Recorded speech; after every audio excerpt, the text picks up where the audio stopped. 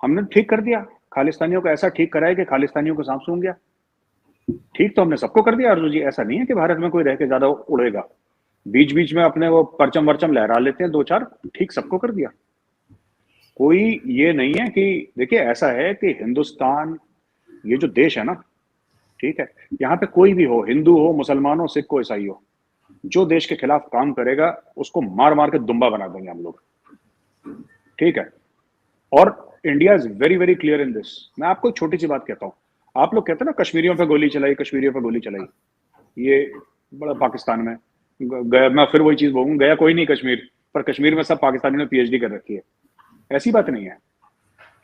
जब ये बाबा राम रहीम था ना, गुरमीत सिंह राम रहीम एक बाबा था, उसकी अरेस्ट हुई तो पंचकुला, एक वो ट्राई सिटी वाला एरिया ना, वो Chandigarh Mohali Panchkula, that's called tri city area, तो वहां पे राइट्स हो गई, वहां पे बाबा के जितने भी भक्त थे वो भड़क भड़क गए। 39 people were killed Arjun ji, 39 people they were killed in police firing. उसमें से कोई मुसलमान नहीं था, कुछ सिख थे, ज्यादातर हिंदू थे। आप किसी की प्रॉपर्टी जलाएंगे, आप किसी को मारेंगे सड़क पे, इंडियन स्टेट टॉलरेट नहीं करेगा। And Indian state comes down with a very heavy hand.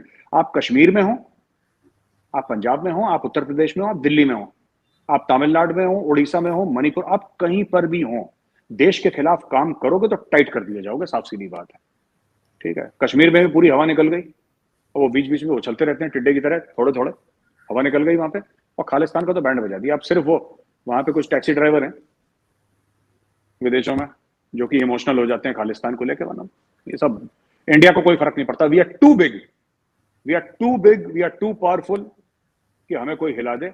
And हमें आपकी जमीन का कुछ लेना देना नहीं आरजू जी, हमें आपकी जमीन नहीं चाहिए, हमें हमें कराची, लाहौर, इस्लामाबाद नहीं चाहिए। We don't want it, we don't want any country's land छोड़ के कश्मीर, वो चाहिए। नहीं नहीं, वो तो ठीक है, लेकिन साथ साथ आपने एक मैंने कहा था ना कि आपने जो है शतरंज के खिलाड़ी की एग्जांपल दी थी, तो वो क्या चीज, वो कई लोग मुझे कह रहे थे कि आप भी पूछिएगा।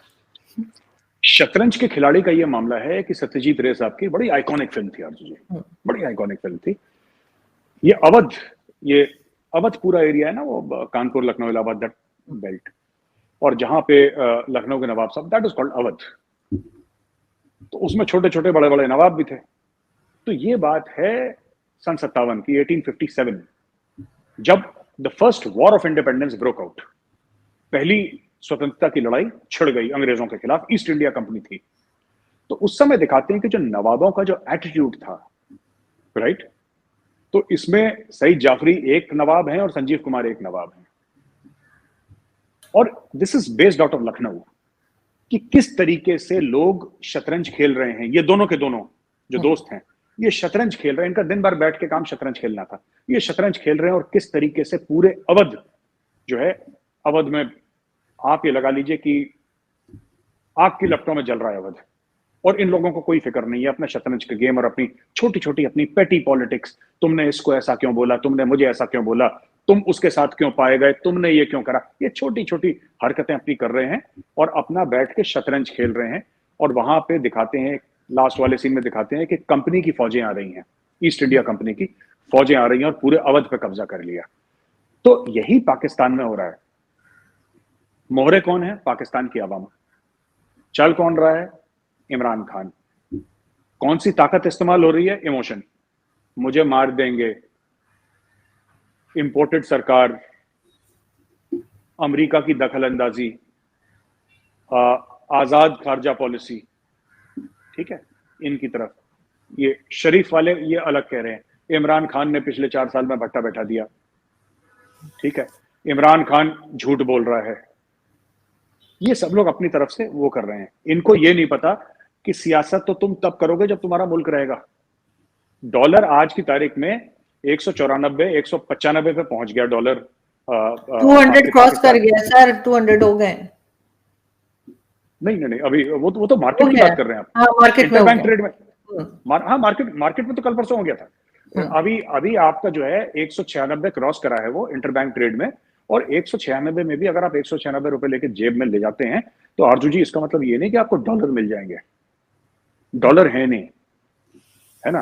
अब सबको अपने पावर की लगी, इमरान खान अपने पावर की लालच में, शहबाज शरीफ अपने पावर की लालच में, जरदारी फैमिली अपने पावर की लालच में, नोचो, और बोटियां किसकी नोच रहे हैं? एक दूसरे की नहीं नोच रहे, पाकिस्तान की बोटियां नोच रहे हैं।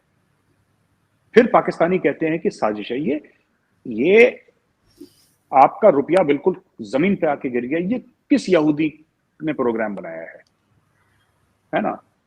अगर आपके यहाँ कुछ ऐसे सारी पॉलिटिकल पार्टीज एक दूसरे, ये किसकी साजिश है? ये साजिश नहीं है, ये नालायकी है। लोगों को नहीं आता अभी तक। जैसे ना कि मैं बता रहा हूं, ये पूरे पाकिस्तान की स्टोरी है आरजू जी, माफ करिएगा, मैं थोड़े से तल्ख हकीकत है। जैसे शहबाज शरीफ ने बोला कि ये पूरा पीडीएम जो था, पीडीएम का क्या गेम था? इमरान खान को गिरा दो फिर देख लेंगे। अच्छा, गिरा दिया इमरान खान को, गिरा दिया, ठीक है, ओके, वेरी गुड। अब क्या करना है? What next? They don't know what next. आरजू जी माफ करिएगा, पाकिस्तान में भी यही हुआ था जब पाकिस्तान बना था। पाकिस्तान ले लेंगे फिर देख लेंगे। पाकिस्तान ले लिया, 14 अगस्त 1947 को पाकिस्तान बन गया, और तब से देख ही रहे हैं 75 साल से। ले लिया, जिद थी, ले लिया। अब क्या करना है उसका? अब क्या करना है? वही जो पाकिस्तान के साथ हुआ था, वही पीडीएम ने इमरान खान को निकाल दिया। इमरान खान का एक ही मकसद है, इनको निकाल के मैं पीएम बन जाऊं। उसको भी नहीं पता क्या करना है। वो भी अगर दोबारा प्राइम मिनिस्टर बन जाता है, वो भी कुछ नहीं करेगा, वो भी यही करना है उसने जो ये कर रहे हैं। आपके पास देखिए पैसा नहीं है, आईएमएफ के प्रोग्राम में आपको जाना है, आपका पूरा बैंकिंग सिस्टम कॉम्प्रोमाइज हो गया, it is with the IMF. जब आपके पास पैसा नहीं है तो आपकी क्या खारजा पॉलिसी? इमरान खान क्या बात करता है मुझे आज तक समझ में नहीं आया। कह रहा है भारत की एक आजाद खारजा पॉलिसी, क्योंकि हमारे बैंक में पैसे हैं इसलिए आजाद खारजा पॉलिसी है। आपके बैंक में नहीं है, आपकी कभी आजाद खारजा पॉलिसी नहीं होगी। जिस दिन आपके बैंक में $100 अरब आ गए और आपको किसी को लोन वापस नहीं देना है, आपका भी मर्जी जो करो। आप समझे मेरी बात? टाइम तो लगेगा ना उसमें, एकदम से तो नहीं हो जाएगा। कोई जादू की छड़ी तो नहीं है कि वो ये लोग घुमाएंगे और ऐसा हो जाएगा। इसके लिए इनको काम तो करना पड़ेगा। लेकिन अगर पाकिस्तान की 75 साल बहुत होते हैं, 75 साल छोटे नहीं होते। 75 साल बहुत होते हैं। कितना टाइम लगेगा इनको? लेकिन आपको नहीं लगता पाकिस्तान की इंपॉर्टेंस है? क्योंकि जाहिर इंडिया का बॉर्डर भी लगता है, चाइना भी है, अफगानिस्तान भी है, तो अमेरिका को और जो लोग हमें देते हैं, फंड्स देते हैं, उनको कहीं ना कहीं पाकिस्तान की जरूरत पड़ती रहेगी। कोई मुझे तो उसको गिरने नहीं देंगे, उसको खत्म नहीं होने देंगे, बचा लेंगे। देखिए सुनिए, अगर ये आपका प्लान है कि भैया हम अपनी तरफ से जो मनमर्जी करें, कोई ना कोई तो हमें बचा लेगा, तो this is not a plan. और अगर आपका इंपॉर्टेंस ये है कि आपका बॉर्डर इंडिया और चाइना से लगता है, तो ये तो बहुत ही गलत बात है। इंडिया का इंपॉर्टेंस, आज आपने कभी किसी हिंदुस्तानी को सुना ये बोलते हुए कि हमारा बॉर्डर श्रीलंका से लगता है, हमारा बॉर्डर बांग्लादेश से लगता है, हमारा बॉर्डर म्यांमार से लगता है, हमारा बॉर्डर चाइना से लगता है, हमारा बॉर्डर पाकिस्तान से लगता है, हमारा बॉर्डर इतने मुल्कों से लगता है, नेपाल से हमारा बॉर्डर लगता है, इसलिए हम बहुत अहम हैं? नहीं, हम इसलिए अहम नहीं है। हम अहम इसलिए हैं क्योंकि हम हिंदुस्तान है। हमारा बॉर्डर किसी एक मुल्क से ना लगे, हमें कोई फर्क नहीं पड़ता, हम खुद संभाल लेंगे। हम लोग मेहनत करते हैं, हमने अपने पेट में पत्थर बांधा जब हमारे पास पैसे नहीं थे। हमने अपनी जितनी भी लोग अय्याशियां कर रहे थे सब खत्म करी। हमने अपने इंपोर्ट्स ऑलमोस्ट जीरो कर दिए, ऑलमोस्ट जीरो कर दिए। हम जमीन से दोबारा उठे हैं 90s में। तो मैं आपको सिर्फ ये कहना चाह रहा हूं आरजू जी कि आप थोड़ा सा सोचिए। ये कई बार मैंने लॉजिक सुना है पाकिस्तानियों का कि यार हमारा बॉर्डर इससे भी मिलता है, हम इसलिए अहम है। ये कौन सी बात होती है? हर एक कंट्री का किसी न किसी से बॉर्डर मिलता है। चाइना ने कभी बोला है कि हमारा बॉर्डर 12 मुल्कों से मिलता है इसलिए हम बहुत अहम है? और चाइना इसलिए अहम है क्योंकि वो चाइना है, उसने मेहनत करके अपने आप को इस लेवल पे ले आया। सिर्फ पाकिस्तान का लॉजिक है कि हमारा देखिए 2 बड़े पावर हैं एशिया में, एक इंडिया और एक चाइना, हमारा दोनों बॉर्डर से मिलता है। अच्छा फिर क्या हो गया अगर बॉर्डर, उससे क्या होगा? अगर आपका बॉर्डर मिलता भी है चाइना और इंडिया से, फिर उससे क्या फायदा हो गया आपको? बॉर्डर तो आज से 75 साल पहले भी मिल रहा था इंडिया और चाइना से। ऐसी बात तो नहीं कि कल मिलना शुरू हुआ है।